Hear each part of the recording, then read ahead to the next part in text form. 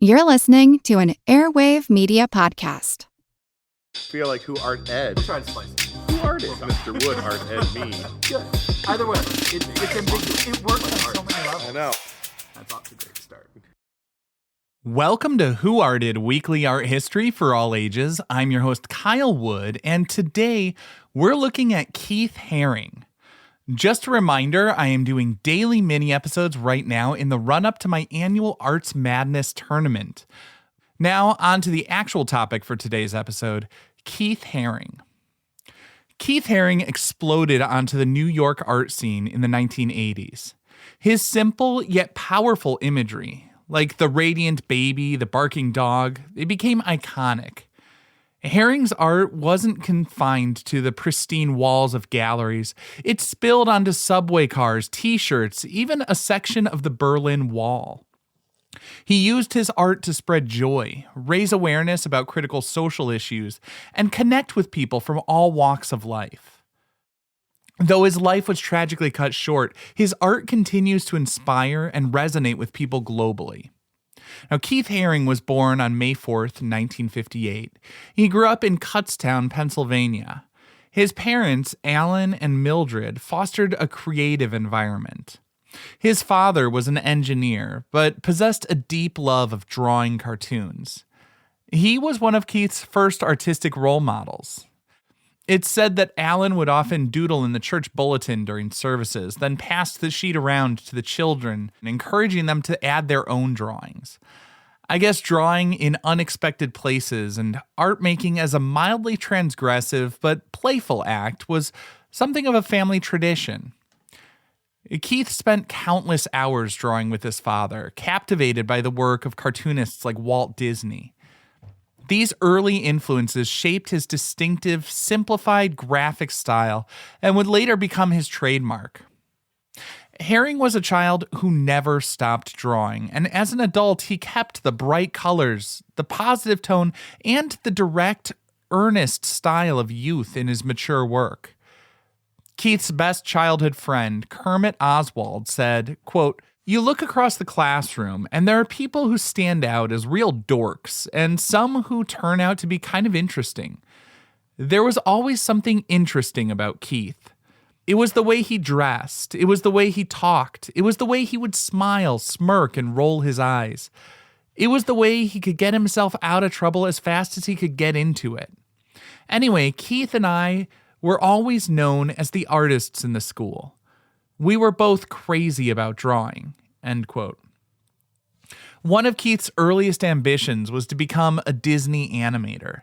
But as he reached high school, he began looking at different art movements for inspiration.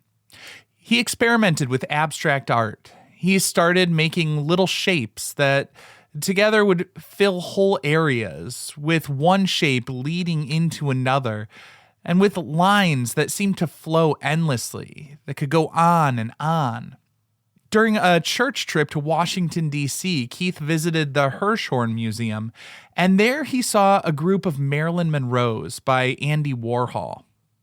He was struck by the strong, flat images and looked at them for a long time. Throughout his whole high school period, he looked at art and studied art because he knew that art would be his life. Interestingly, later he would get to know Andy Warhol and even collaborated with him quite a bit. Now, after high school, Haring briefly enrolled at the Ivy School of Professional Art in Pittsburgh, but he quickly realized that commercial art wasn't his true calling. He wanted to create art that was more personal and expressive, but also socially engaged. In 1978, he moved to New York City to study at the School of Visual Arts. At SVA, he studied semiotics, the study of signs and signifiers. He was fascinated with symbols and art as visual communication. New York City in the 1970s was brimming with creativity and experimentation. Haring thrived in this dynamic environment, absorbing the city's raw energy and embracing its diverse artistic expressions. Haring was immediately drawn to the vibrant and often rebellious energy of the underground art scene. He began creating chalk drawings on blank advertising panels in subway stations. You see, back in the day, advertisement posters would be hung in the subway stations, and when the ad campaign was over, they didn't want people to get free advertisement from the posters staying up beyond the contract date. So the city would black out those spaces until new ad campaigns were booked and new posters were ready to hang in their place. Haring would make drawings using white chalk on the black surface. These ephemeral artworks, often featuring his signature radiant baby or flying saucers, quickly captured the public's attention. People were drawn to the playful style and the simple but profound messages they conveyed. Haring loved that his work would be accessible to the masses because, as he famously said, art is for everyone. The subway became Haring's laboratory, his gallery, and his most direct connection with the public. He saw the subway as a democratic space where he could engage with people of all walks of life. His subway drawings were spontaneous and energetic, mirroring the frenetic pace of the city. Of course, these subway drawings, although they were chalk drawings, were still graffiti and thus illegal. For the most part, New York City police had bigger concerns than a young artist making chalk drawings, but he was arrested for vandalism while creating his subway art. I saw an old interview where he talked about being brought down to the police station. He said the woman behind the desk looked him up and down, wondering what he could have done to get himself arrested. Then, when the arresting officer told her, she called back excitedly, telling the others in the station, "This is the kid who's been making those drawings in the subway." He said some officers even had pins of his artwork. Haring's subway drawings, initially considered acts of vandalism, eventually caught the attention of the art world. He participated in a group show, New York New Wave, which included a number of up-and-coming artists like Jean-Michel Basquiat. That show has been referred to as the Armory Show of the 1980s, ushering in a new crop of artists with fresh ideas that shook up the art establishment. Haring began to have exhibitions in established art galleries. His first solo show at the Tony Schiaffrezi Gallery in 1982 was a major success, helping to catapult him to national fame. Now, despite the great commercial success and prestige, he never forgot his roots. Haring opened a store, the Pop Shop, in New York City, where he sold t-shirts, posters, and other merchandise featuring his artwork.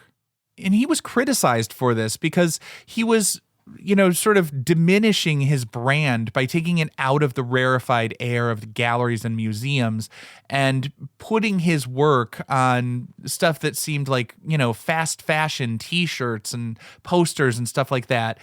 It seemed beneath the quote-unquote fine arts, but his aim was to make his art accessible to everyone, not just wealthy collectors. Haring's art uniquely blurred the lines between high art and popular culture. His images were accessible and appealing to a broad audience, transcending the traditional art world's boundaries. And he used his art to address significant social issues of the day, like AIDS, homophobia, and drug abuse. But I think the thing that really appeals to me is that he wasn't just tackling these serious issues. He was conveying the messages in a way that was still positive and hopeful. He was a passionate advocate for AIDS awareness and prevention, particularly after being diagnosed with the disease himself in the late 1980s. Despite his illness, Haring continued to create art and advocate for AIDS-related causes until his death in 1990 at the young age of just 31. Among the heartbreaking details of his final days, apparently he had received a letter from the Disney company seeking to collaborate with him. It had been a lifelong dream of his to work with Disney, but he thought his friends were lying to try to cheer him up. Still, he faced his illness with remarkable positivity and hope. He saw his art as a celebration of life and a means of connecting with people, even in the face of immense personal challenges. He left behind a legacy of not only beautiful art, but a beautiful spirit. Today, the Keith Haring Foundation supports nonprofit organizations that help children and organizations that work on AIDS and HIV prevention, education, and care. Keith Haring's art remains relevant today because it speaks to universal themes of love, acceptance, and the importance of community. Now, after a short break, I always like to look at a specific work, so we're going to take a look at his three-eyed smiley face.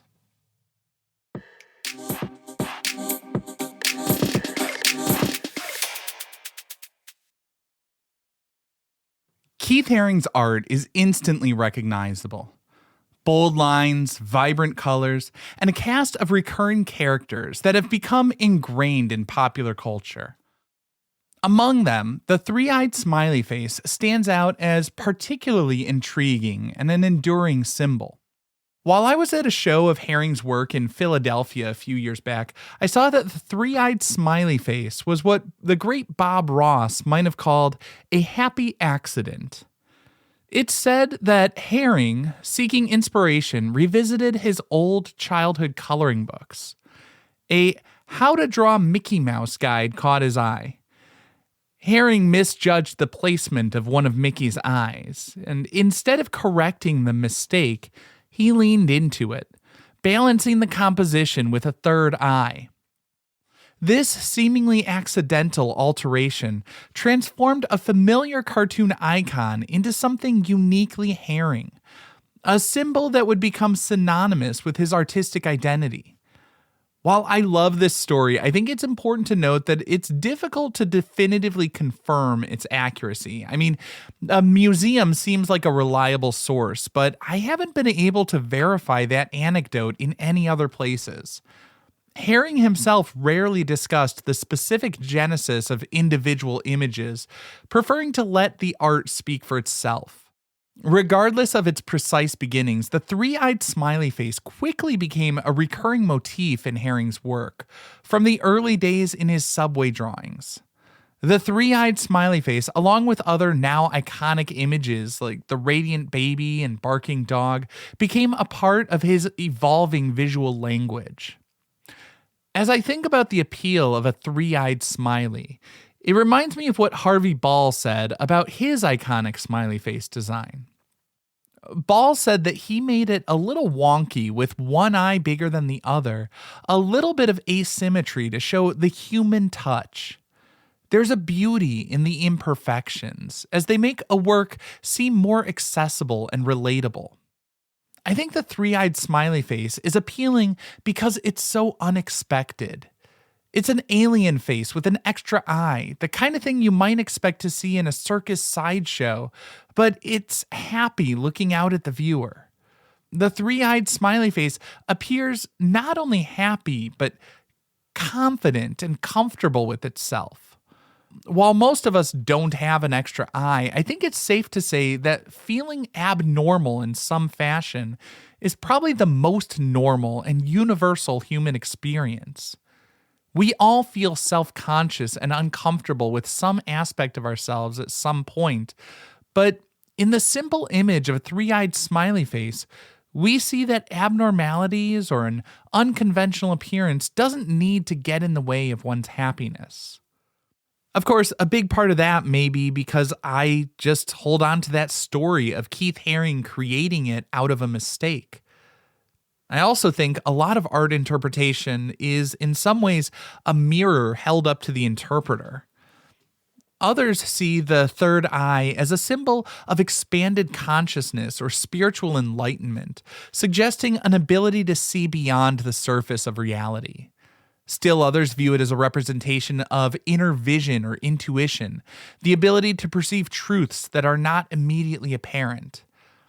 Given Haring's engagement with social issues, some have also suggested the third eye as a symbol of social awareness, suggesting a heightened ability to perceive and understand the complexities of the world around us. The three eyes may also allude to a kind of all-seeing perspective, a way of looking at the world that embraces multiple viewpoints. It's also worth considering the potential influence of various cultural and artistic traditions on Haring's use of that third eye.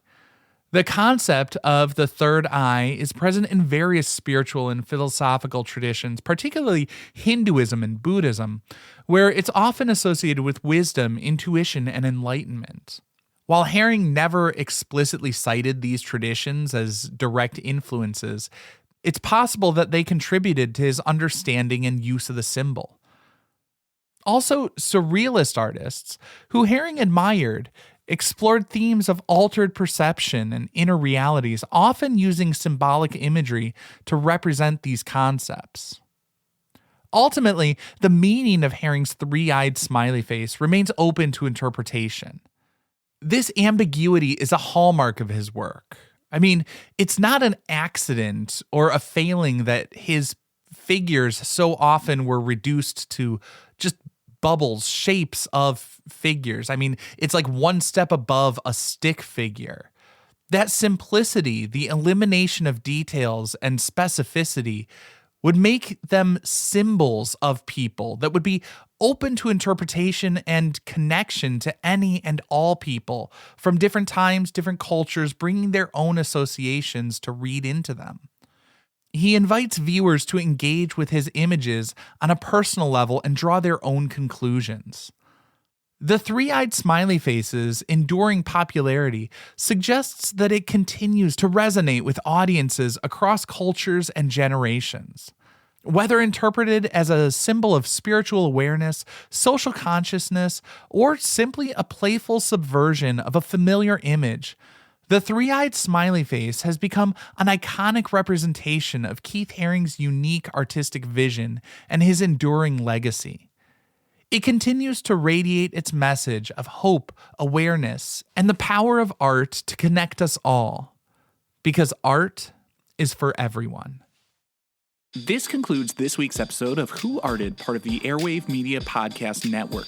If you found this tolerable, please leave a rating or review on your favorite podcast app. You can find images of the work being discussed this week and every week on social media at Who Arted Podcast on Twitter, Instagram, and TikTok, and of course on the website whoartedpodcast.com. Podcast done.